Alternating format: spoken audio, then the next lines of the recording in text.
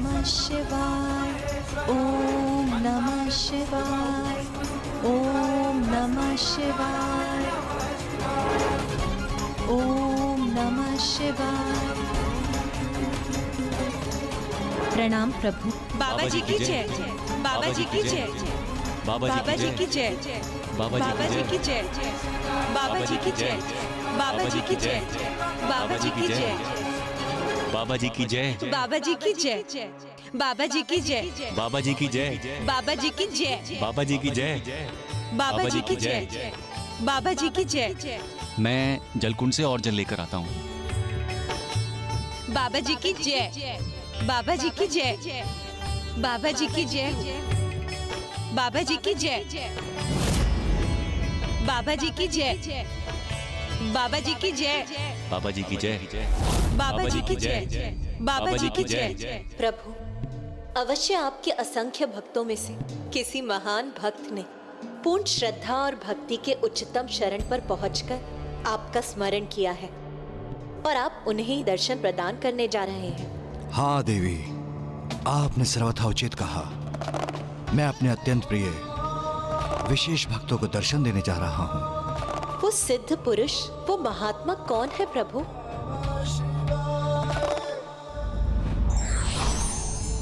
बाबा जी की जय। बाबा जी की जय।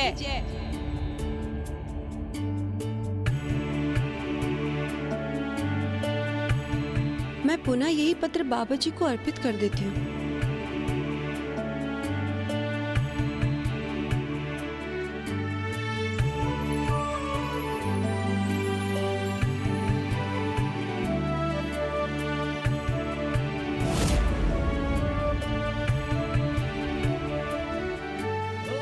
आश्चर्य, तो क्या यही है प्रभु के वो विशेष भक्त?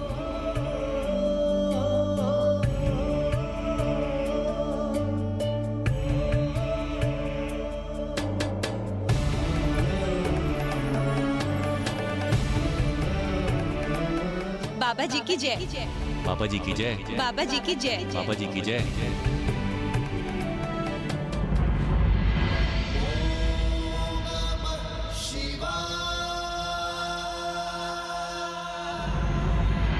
इनके इस प्रबल जाप का आभास तो मुझे भी हो रहा है। बाबा जी की जय। बाबा जी की जय।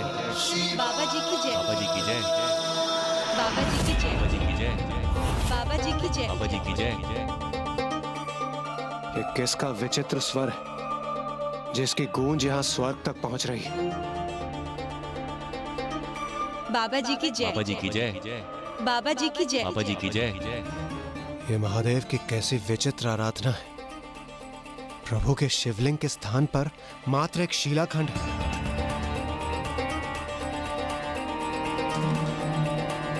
प्रभु पर न्यौछावर करने के लिए बेलपत्र भी नहीं है। और जिस प्रकार उनका जल अभिषेक किया जा रहा है वो भी उचित नहीं है।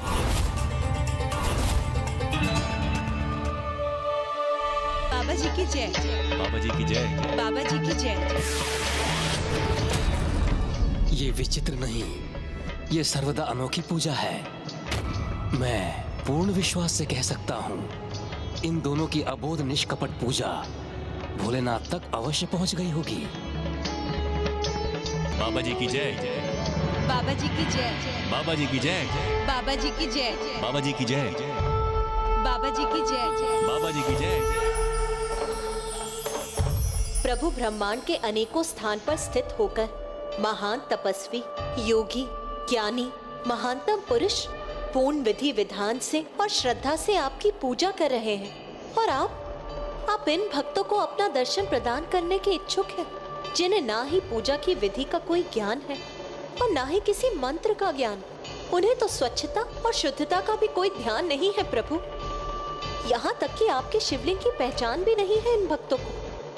इसीलिए मेरे मन में यह जिज्ञासा उत्पन्न हो रही है स्वामी कि ऐसा क्या विशेष है इन भक्तों की भक्ति में कि आप इन्हें दर्शन प्रदान करने के लिए तत्पर हो रहे हैं प्रभु। कदाचित इनकी पूजा विधि को अपूर्ण मानकर आप मेरे द्वारा इन्हें दर्शन देने के मेरे इस निर्णय से सहमत नहीं, तो फिर उचित है देवी, मैं अपने भक्तों की परीक्षा लूंगा, उन्हें अपनी योग्यता प्रमाणित करने का एक अवसर प्रदान करूंगा। मुझे विश्वास है देवी, उसके उपरांत आपके समस्त संशय दूर हो जाएंगे। किंतु स्वामी बाबा जी की जय। बाबा जी की जय। बाबा जी की जय। बाबा जी की जय। बाबा जी की जय। बाबा जी की जय। बाबा जी की जय। बाबा जी की जय। बाबा जी की प्रभु महादेव उन्हें दर्शन प्रदान कर रहे हैं। जी की जय। ये दोनों भील भीलनी की इतनी त्रुटिपूर्ण पूजा को क्यों फलित कर रहे हैं प्रभु?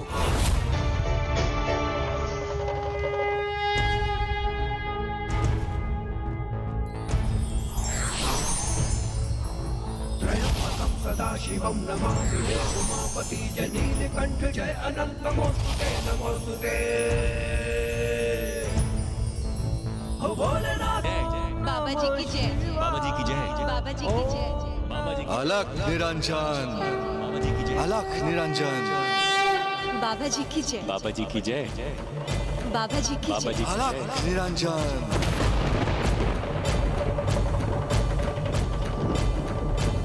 हम बाबा जी की पूजा अर्चना तब तक बंद नहीं करेंगे जब तक कि वो हमें स्वयं दर्शन न दे दें।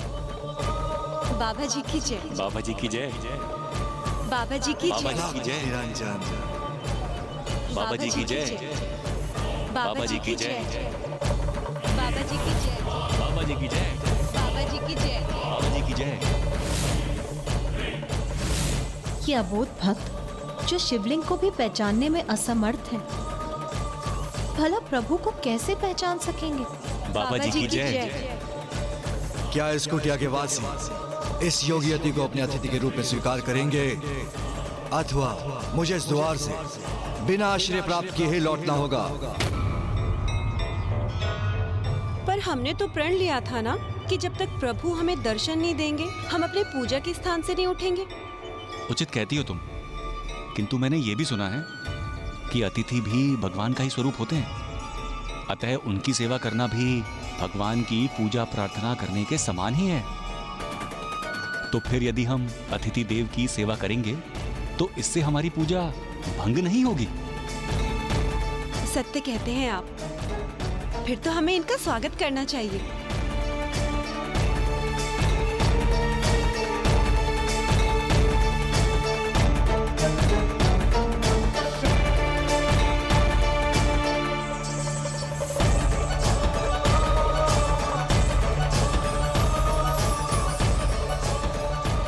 कितनी दिव्य ऊर्जा है इन योगी तपस्वी की।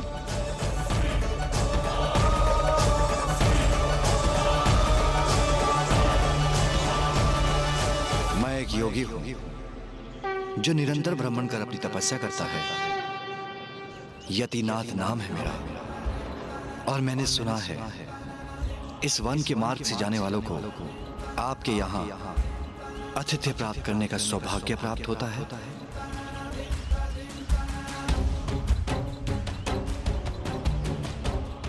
सर्वथा उचित सुना है आपने। हमारी कुटिया के द्वार तो सभी सिद्ध पुरुषों के लिए सदैव खुले रहते हैं। और हमें ये भी ज्ञात है कि अतिथि की सेवा करना स्वयं भगवान की पूजा अर्चना के समान है। इसलिए आप कृपा करके भीतर पधारें और हमें इसका अवसर प्रदान करें। ये हमारा परम सौभाग्य होगा कि आप हमारी कुटिया में प्रवेश कर हमारी कुटिया को पवित्र करने की कृपा करें। आइए प्रभु। आइए प्रभु। आइए प्रभु।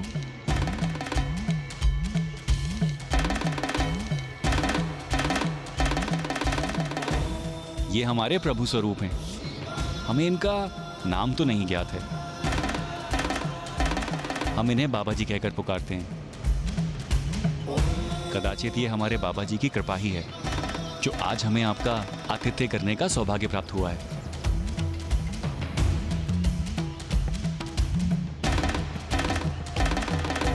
आइए प्रभु।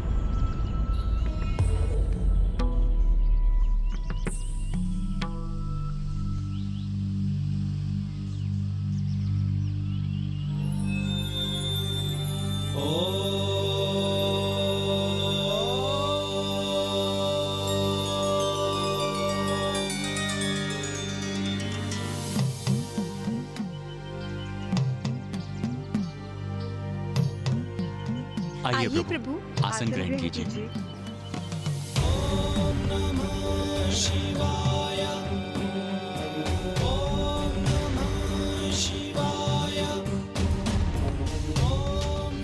आशा है आपको इस आसन पर कोई असुविधा नहीं हो रही होगी और आप अपने भ्रमण से थक गए होंगे। आपको भूख भी अवश्य लगी होगी। हम आपके भोजन का प्रबंध करते हैं। मेरी पत्नी अत्यंत स्वादिष्ट भोजन बनाती है। उसके हाथ का बना भोजन करके आप आनंद अनुभव करेंगे। तुम भोजन की तैयारी करो, मैं तत्काल वन जाकर भोजन हेतु कुछ आखेट कर लाता हूं।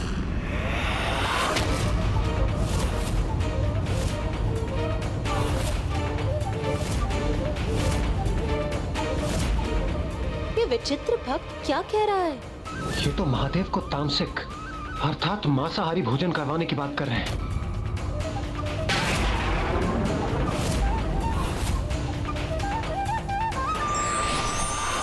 सच्ची भक्ति तुम भोजन की तैयारी करो, मैं तत्काल वन जाकर भोजन हेतु कुछ आखेट कर लाता हूं। किंतु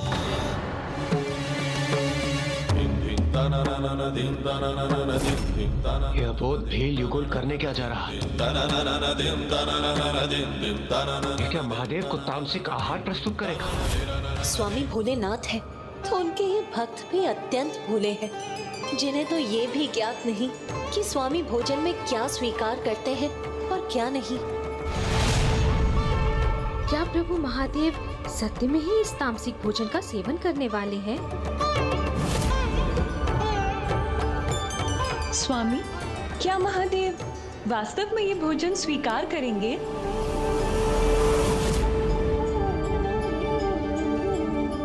अच्छा हुआ आप उचित समय पे आखेट करके आ गए, अन्यथा अतिथि देव के लिए भोजन बनाने में विलंब हो जाता। किंतु भोजन है तो स्वादिष्ट ना। मैंने तो इसे ऐसे ही पकाया जैसे सदैव पकाती हूँ। किंतु इस समय अधिक ध्यान रखना होगा। ये बड़े ही महान योगी प्रतीत होते हैं, हम इन्हें स्वादहीन भोजन कैसे परोस सकते हैं? अच्छा, तो पहले मैं स्वयं ही चख लेती हूँ।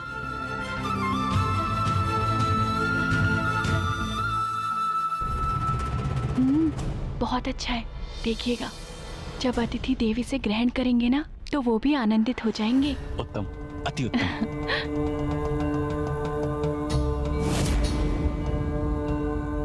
प्रभु महादेव को अशुद्ध भोजन प्रस्तुत कर रहे हैं ये दोनों। कैसी अज्ञानता है ये?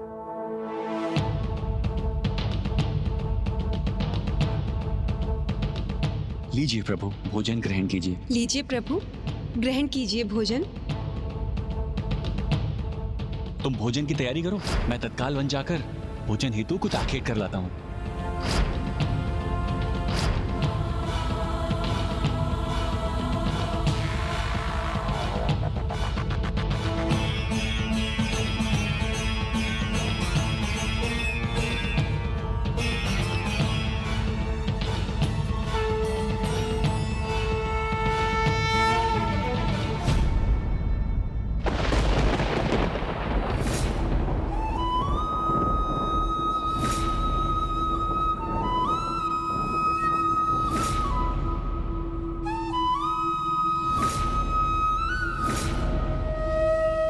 प्रभु आप निश्चिंत रहिए, मेरी पत्नी ने इस भोजन का स्वाद लिया है। ये उचित प्रकार से बनाया गया है, स्वादिष्ट है।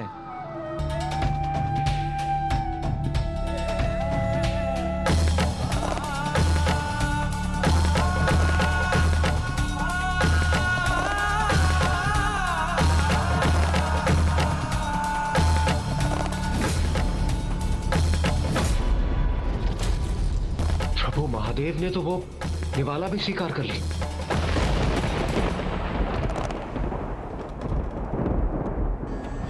कोई भक्त निश्चल भक्ति भाव और सरल प्रेम से अपने प्रभु को जो भी परोसेंगे, प्रभु कभी उसे अस्वीकार नहीं कर सकते। ऐसे निर्मल प्रेम से प्रभु को परोसे जाने वाला धान का एक दाना भी पर्याप्त है, और बिना प्रेम और निष्ठा से परोसे जाने वाले नाना प्रकार के व्यंजन भी उन्हें संतुष्ट नहीं करते। ऐसे हैं मेरे स्वामी, मेरे भोलेनाथ, जिनके समक्ष यदि मैं अत्यंत स्वादिष्ट पकवान भी प्रस्तुत कर दूं, तो भी वो फलाहार करने में ही रुचि रखते हैं। किंतु आज उन्होंने अपने भक्तों का मन रखने के लिए तामसिक भोजन भी सहर्ष स्वीकार कर लिया है। प्रभु, कैसी भूल हो गई हमसे। आपको भोजन तो ग्रहण करा दिया, किंतु आपके लिए जल लाना ही भूल गए। लीजिए प्रभु, जल ग्रहण कीजिए।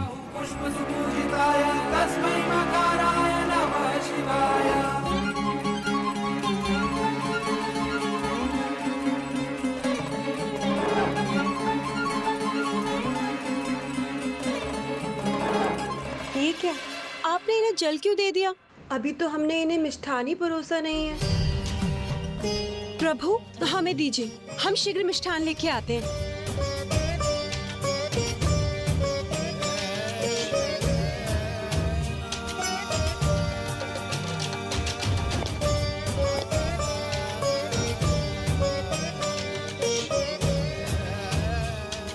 इतने विशेष अतिथि का इतने से गुड़ से क्या होगा? मैं इसमें कुछ और मात्रा जोड़ देती हूँ।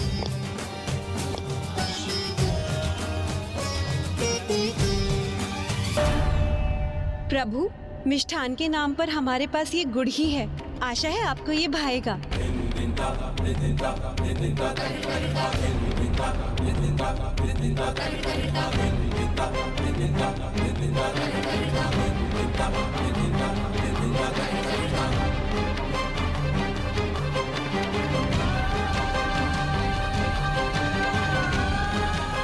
लीजिए प्रभु, ग्रहण कीजिए।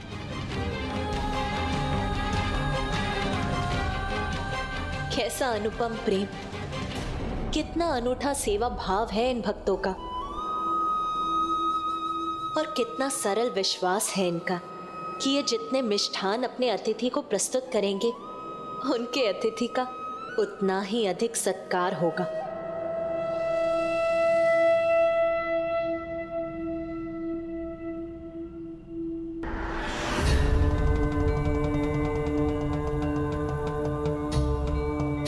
हमें क्षमा करें अतिथि देव, हमने आपके समक्ष भोजन और मिष्ठान तो प्रस्तुत कर दिए, किंतु आपके चरण नहीं धोए, जो हमें सर्वप्रथम करना चाहिए था। इसमें क्षमा मांगने की कोई आवश्यकता नहीं। एक अतिथि के प्रति सेवा भाव ही महत्वपूर्ण होते हैं, और फिर वो सेवा किसी भी रूप में प्रस्तुत हो सकती है। तब तो फिर आप हमें अपने चरण धोने की अनुमति दीजिए, ये हमारा परम सौभाग्य होगा।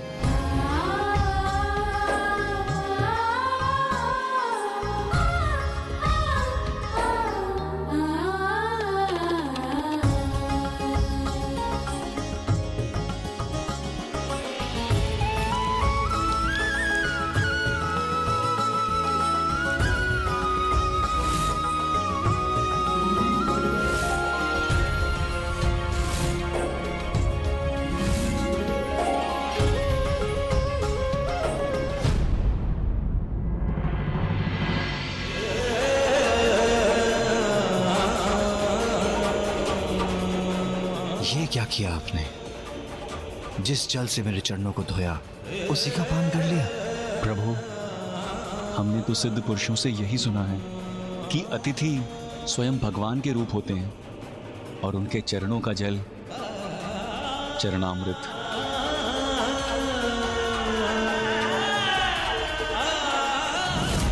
जब प्रभु मात्र एक अतिथि के रूप में इनके समक्ष प्रस्तुत हुए हैं, तब ये दोनों इनका ऐसा सत्कार कर रहे हैं, ऐसा अनूठा सेवा भाव है इनका इनके प्रति।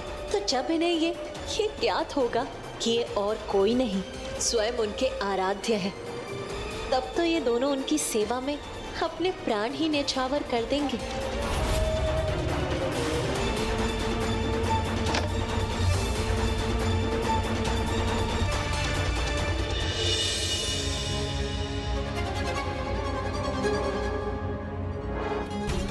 प्रभु आइए, अब आप विश्राम कर लीजिए और मैं आपके चरण दबा देता हूँ। और मैं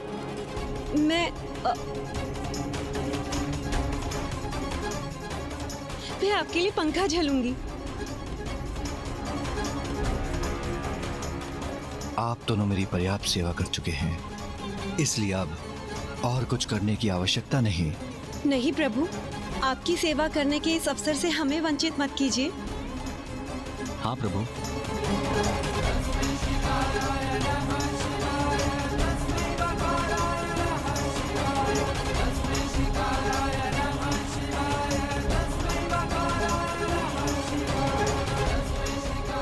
शीघ्र करो, पंखा चलाओ, पंखा चलाओ।